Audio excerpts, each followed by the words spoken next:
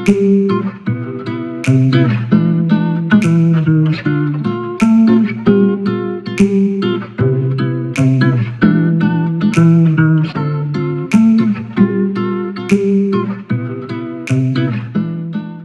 everybody, welcome to Sandy's house where ingredients and taste meet.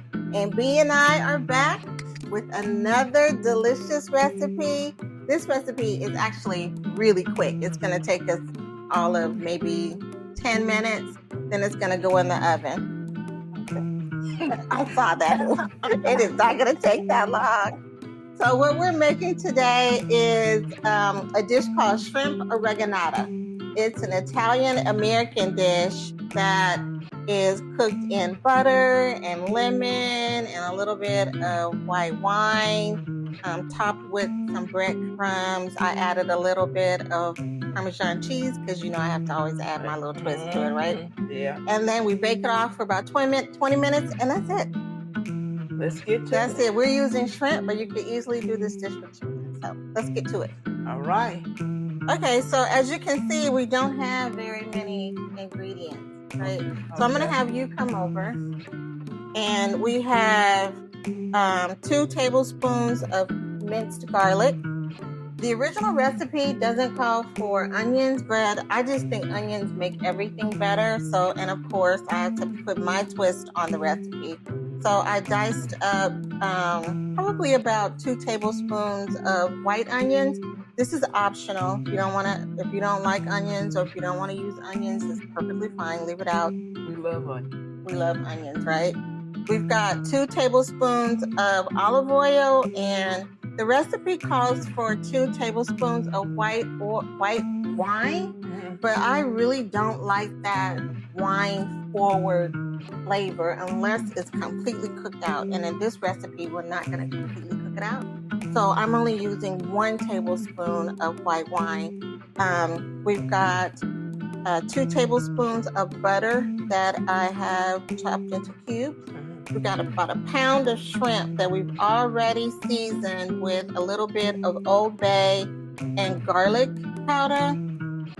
And then this is our breading for the top. We've got a half a cup of panko.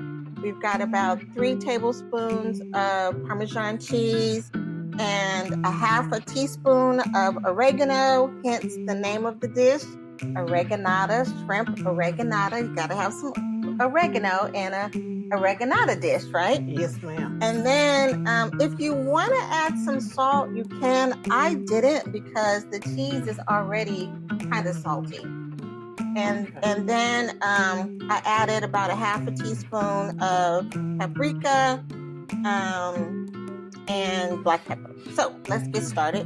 You are going to add your oil. Okay.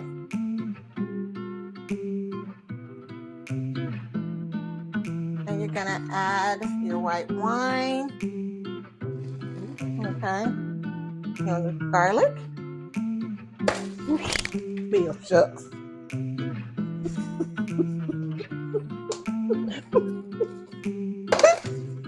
I'm not a cook, okay?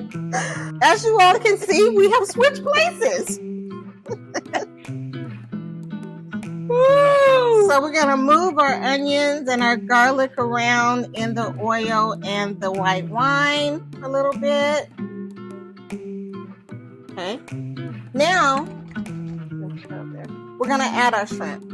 Now, you can just lay these in here, but for presentation purposes, I'm going to kind of hook them like this. You see that? I'm going to put them in there like that. And then you're just going to lay them on top of the garlic and the onions. I'm going to get all of these kind of cooked in here.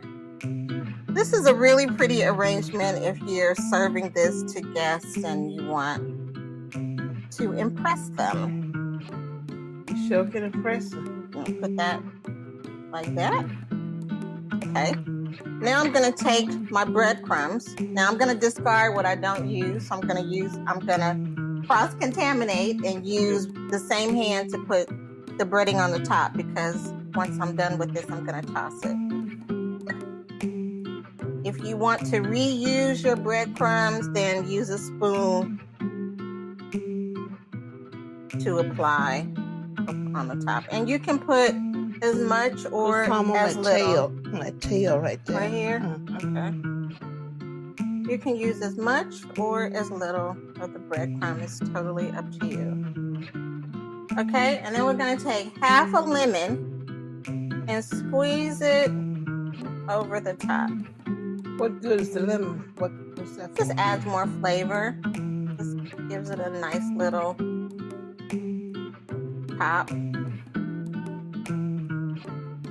Kind of brightens the dish up a little bit. The lemon is optional. There's some people who don't like lemon flavored anything. You don't have to use lemon if you don't want to.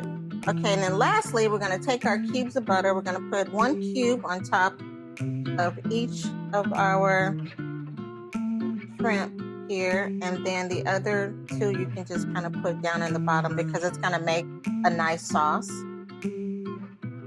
And that's it. You want to take this and you're going to put it in the oven. You want to put it in the... Okay. Are you safe to put it in the oven? It won't pop on you. Okay, 20 minutes. Oh, okay. This is our shrimp oreganata. I'm just going to take some of this juice on the side and just base it over the top a little bit. Well, I bet you that juice would go good over some peas or some rice or sugar. It probably would. You know that, because you got that onion and garlic flavor. Mm-hmm. It looks like it. It looks good. It looks very good. Well, I'm quite sure it tastes good as it looks. Yeah, just make sure you don't overcook your shrimp. Shrimp can become rubbery if you overcook them. So you just leave it in there 20 about minutes. 20 minutes. If you're doing shrimp, if you decide to do this with chicken, of course it takes a little bit longer because you want to make sure that your chicken is cooked all the way through. But if you're cooking shrimp, about 20 minutes and you got shrimp oreganata. That's it. That's it. Listen, everybody, this was a quick video. Wanted to bring this delicious recipe to you, and you don't have to spend a lot of time in the kitchen to get it done. Thank you for joining B and I. It's always a pleasure to cook with her, even when things are splashing. She's not happy about cooking because she doesn't like stuff splashing on her. But if you keep your fire low, that should not happen. Listen, let me leave you with this blessing. May the Lord bless you and protect you. May the Lord smile upon you and be gracious to you. May the Lord show you his favor and give you his peace. Thanks, everybody, and we'll see you next time. Adios.